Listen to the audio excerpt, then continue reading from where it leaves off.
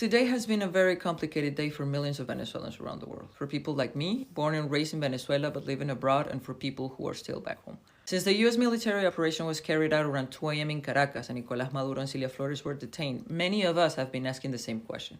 Is this really the end of the Chavista regime? A regime that has ruled Venezuela for 27 years. A regime that destroyed everything we remember. A regime that transformed one of the most beautiful countries in the world into devastation. For the past few months, the U.S. government argued that its military activity in the Caribbean, including strikes on vessels, was meant to combat narco-trafficking coming from Venezuela. They repeatedly stated that the Maduro government is illegitimate. But at the same time, they kept talking about oil and oil reserves, about how Venezuela supposedly owes some form of oil to the United States. This morning, Donald Trump spoke to the media and said that the U.S. will run Venezuela temporarily, including seizing control of the country's oil infrastructure. He also said that the U.S. has been in conversations with Delcy Rodriguez, the current vice president. On the other hand, Delcy appeared on Venezuelan television calling this an unprecedented military aggression and demanding the immediate release of Maduro and his wife. Then came one of the most disturbing statements. Trump claimed that Maria Corina Machado, the leader of the opposition and a recent Nobel Peace Prize winner, is not popular enough to take over the country. This is the same Maria Corina Machado who has been a beacon of hope for millions of Venezuelans both inside and outside the country. And this is despite the fact that the opposition won the 2024 election by millions of votes. Maria Corina Machado was barred from running for president, so she supported a substitute candidate, Edmundo González.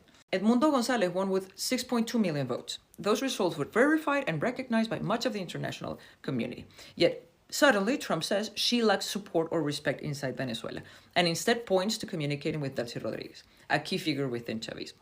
So, what is really happening here?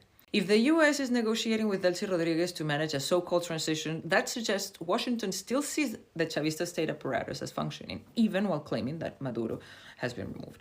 And once again, everything leads back to oil. Venezuela has the largest proven oil reserves in the world, over 300 billion barrels. That is roughly the equivalent of Saudi Arabia and the United States combined.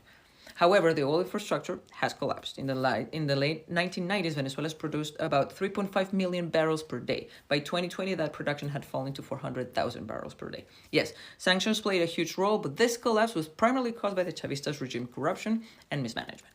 Now, to understand why Trump keeps talking about oil, we need to look back a little bit at history. Venezuela discovered a massive oil reserves in the 1920s. That discovery propelled the country to be one of Latin America's strongest economies. At one point, the Venezuelan bolivar was nearly as strong as the US dollar.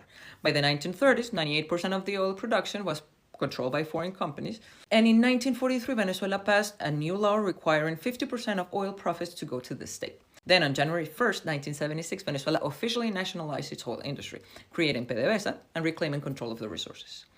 January 1st, 1976, January 3rd, 2026. In the 1990s, companies like Chevron and ConocoPhillips returned to Venezuela.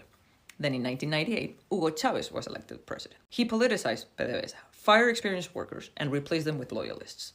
That system collapsed. In 2007, the Venezuelan government expropriated assets from companies like ExxonMobil and ConocoPhillips, leading to years of legal battles and compensation claims. This is the compensation Trump is now referencing. So no, the United States does not own Venezuelan oil. This is about reclaiming the control through force. Which brings us to the biggest question of all. Why did the narrative shift from narco-terrorism to supporting Maria Corina Machado to suddenly dismissing her and negotiating with the Chavista regime? We don't know what happened behind closed doors, but we do know that this is not unprecedented. For Venezuelans, yes, we dreamed of seeing this regime fall. But now we have to ask, at what cost?